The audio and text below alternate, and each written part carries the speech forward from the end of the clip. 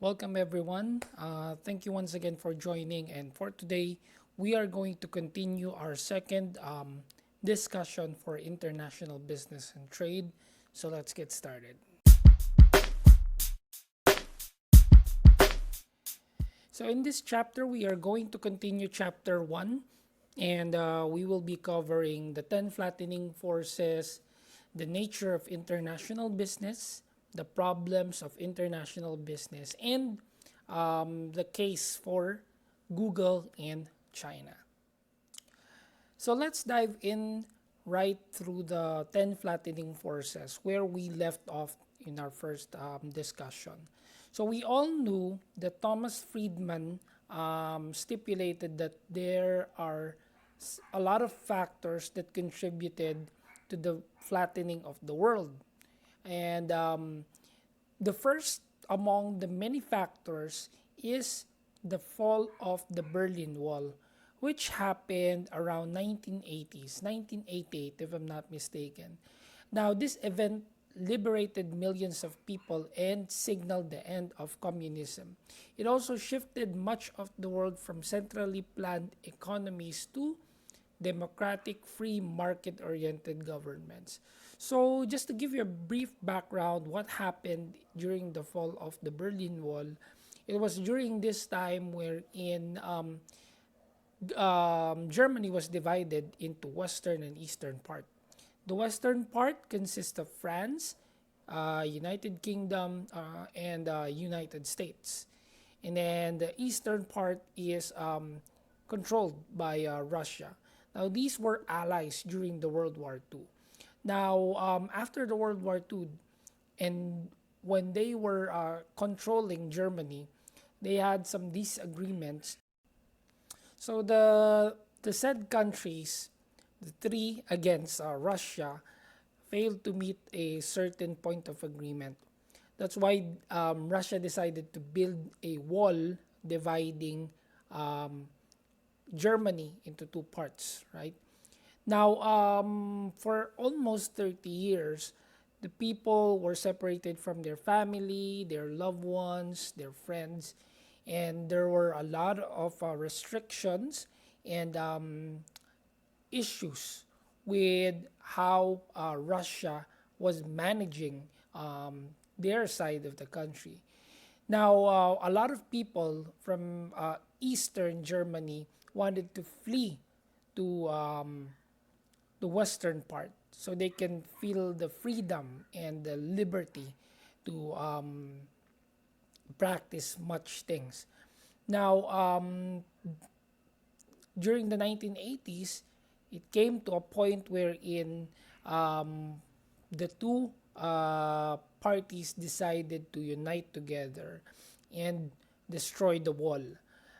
It was a symbol of some sorts for the rest of the countries in the world, wherein people wanted democracy. They do not want communism, and what this means for most countries that this is a shift from communism to a free market oriented government. So that was one. The second was the creation of the World Wide Web and the internet. So users can now save, retrieve, send, and share intellectual content electronically and instantly. So the internet created a platform for connectivity, and the web made information sharing possible. So if we would just think of it, a lot of industries were destroyed or made obsolete by World Wide Web.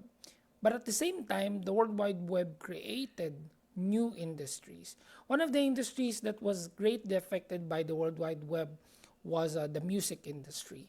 Back then, if you can just create one album, you are guaranteed to become a millionaire or become very famous and very rich because people would have to buy your album in order for them to listen to your song. But because of the internet, that line has been blurred.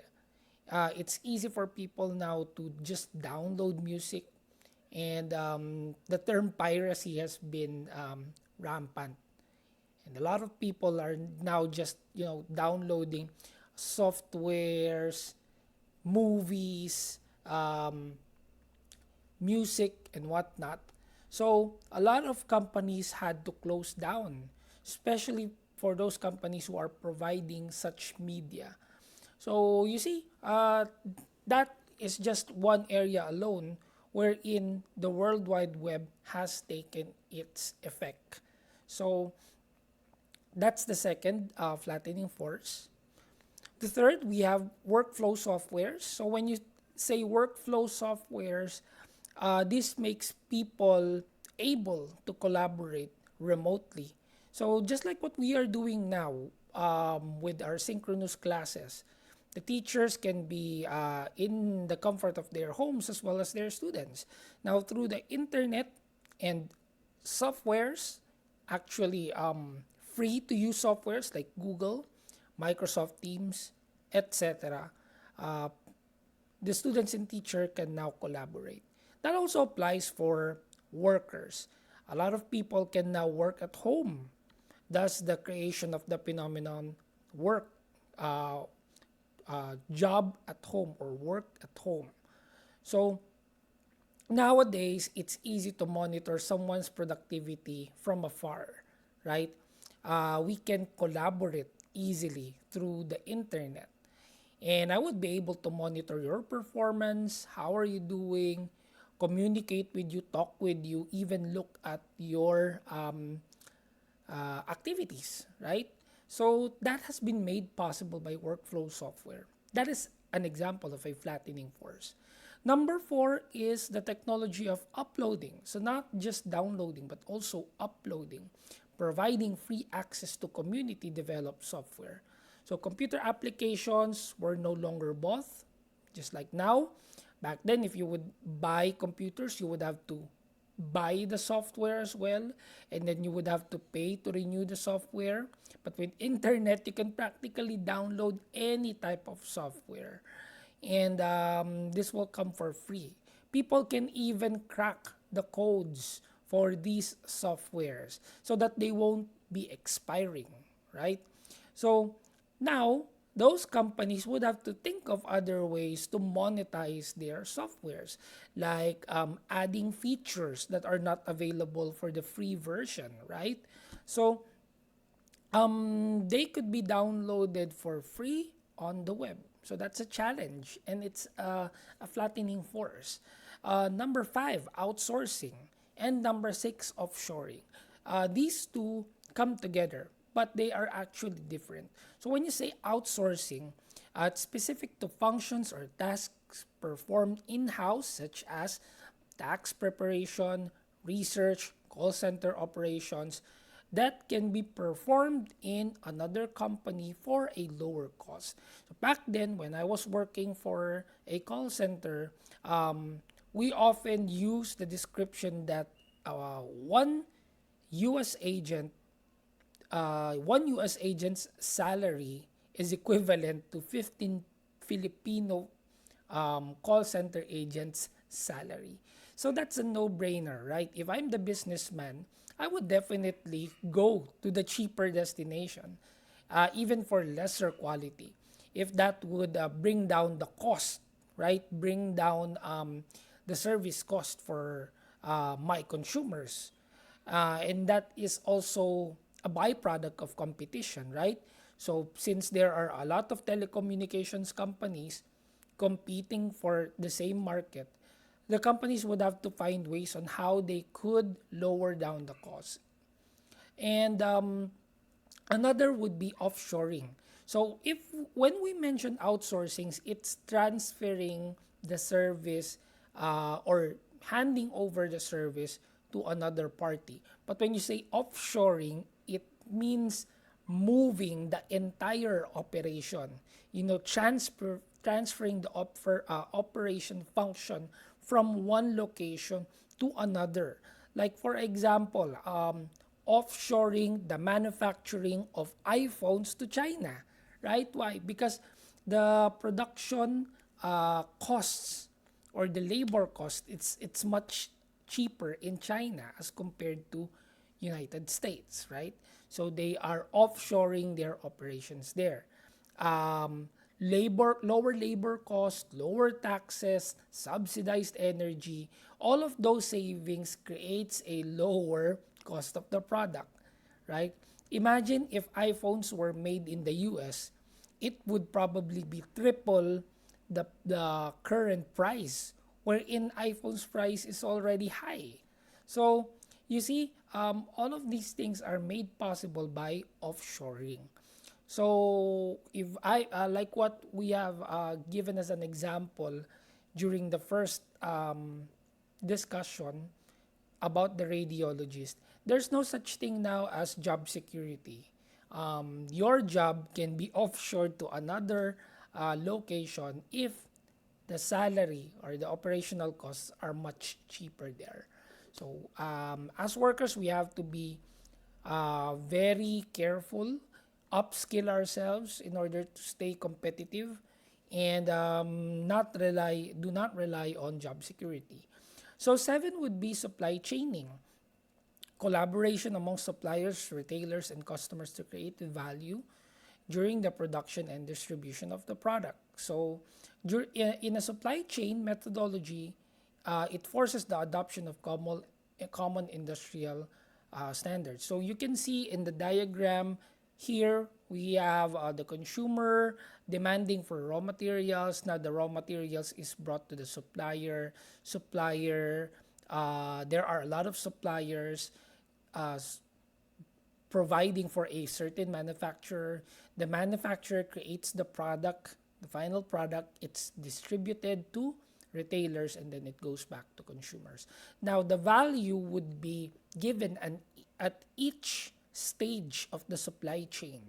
And these methodologies forces the industries to make innovations, higher their standards. So these things can also be considered as a flattening force. Why? Because if your job is already redundant, right? It can be provided for by the distributor or the retailer.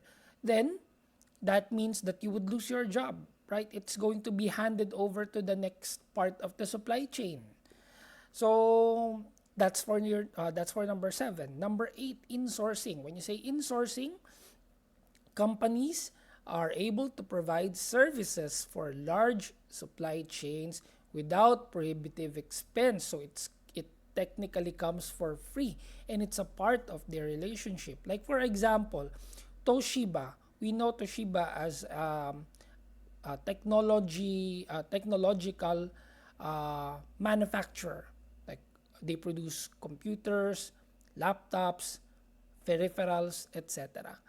Now, if they in the United States and some countries, if they are requesting for a repair of their laptop, they don't normally go to what we call or similar to like Green Hills in the Philippines, where everything can be just repaired, right?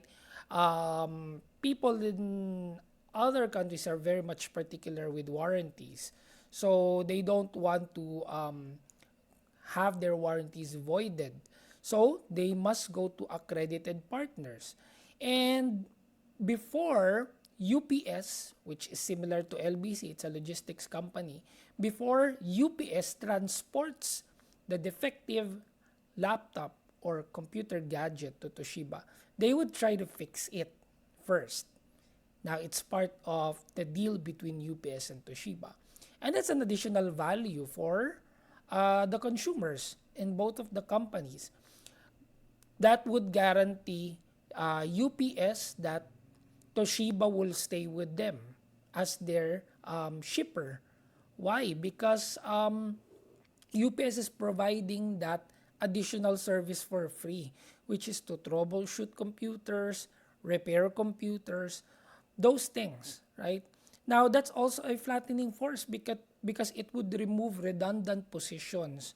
So Toshiba will no longer need for extra repairmen. Why? Because people in UPS, a logistics company again, can do simple troubleshooting or simple computer repairs so that the person or the consumer does not need to ship the product back, right? If they can fix it from their end. So you see, that's another example of a flattening force. Number nine, we have informing, which is the providing of universal access to knowledge, information, and research. Anyone with an internet connection can access knowledge from the world's libraries. And that is very much true, especially today. There is no time in uh, there is no time at any point in history wherein people had this much access to knowledge.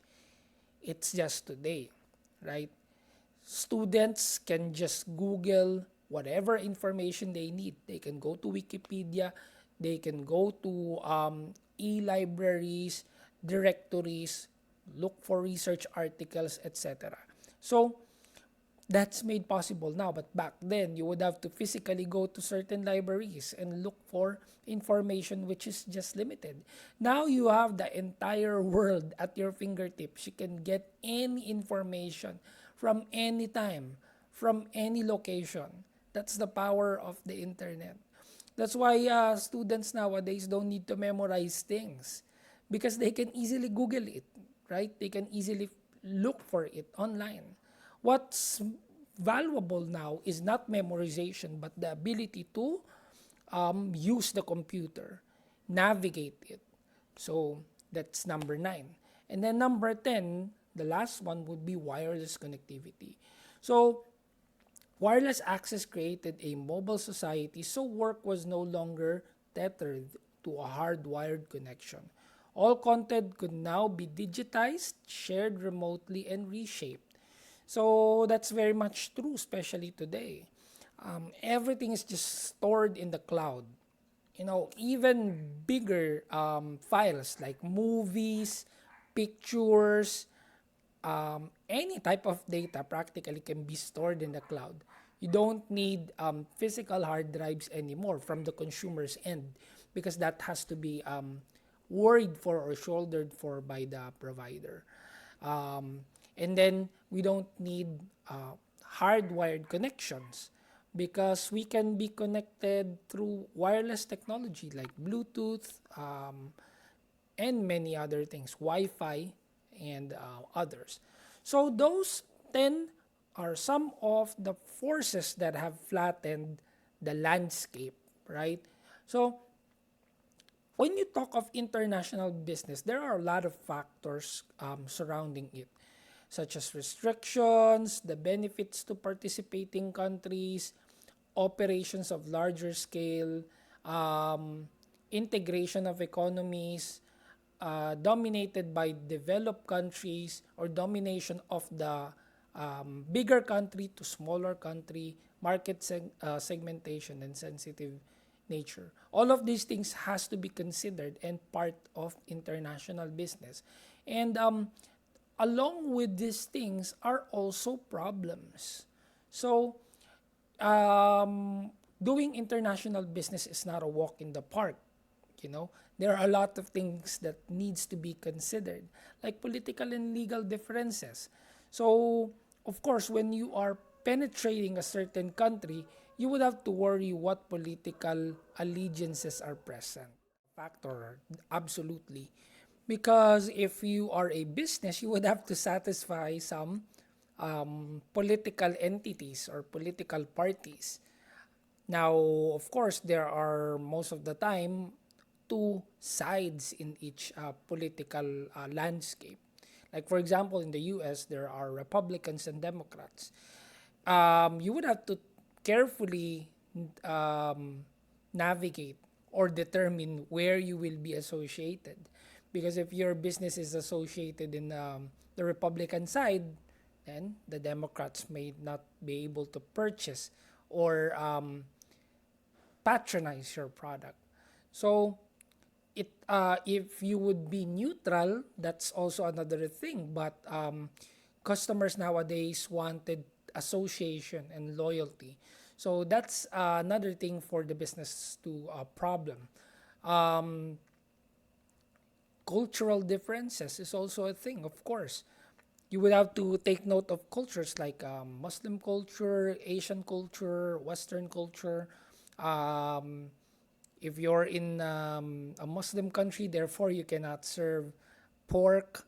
If you are in an Asian country, you would have to be very careful of your dealings, such as etiquette in dining, whenever eating, etc. Is this a first world country? Is this a third world country? Of course, you would have to match your certain market. The differences in the currency, the differences in language, the differences in marketing infrastructure, trade restrictions, which products cannot enter, the high costs of distance, and the differences in trade practices. All of these things must be carefully considered if you are going to enter a different territory and offer your business there. Now, to close this discussion, let's have this case of Google. So, as we all know, Google is a tech giant, um, and it is still, as of today, the leading internet search engine company in the world. Now, they tried to enter Chinese market in the early 2000s by creating a Chinese version of their homepage, Google, the one that we are using to search practically everything. Now, since it's located in the United States, um, and it's handling requests from China, the technology was not subject to Chinese censorship laws, as the facilities were not within Chinese physical boundaries. Now, since Google is offering its services in the World Wide Web, it does not need a license from Chinese government. Just like Google and YouTube not needing a license in order to air or offer its service in the Philippines. But that case is different for China, especially with their culture when it comes to privacy. So the Chinese government did not allow its operation to continue, and in 2002, the Chinese version of Google was shut down by Chinese users themselves. And Google has become um, inaccessible for Chinese colleges and universities. So that wraps up the second discussion for international business and trade. I hope you were able to learn something from this discussion. And as always, feel free to follow me on all the social media platforms I'm in. Thank you so much, and to God be all the glory till our next episode.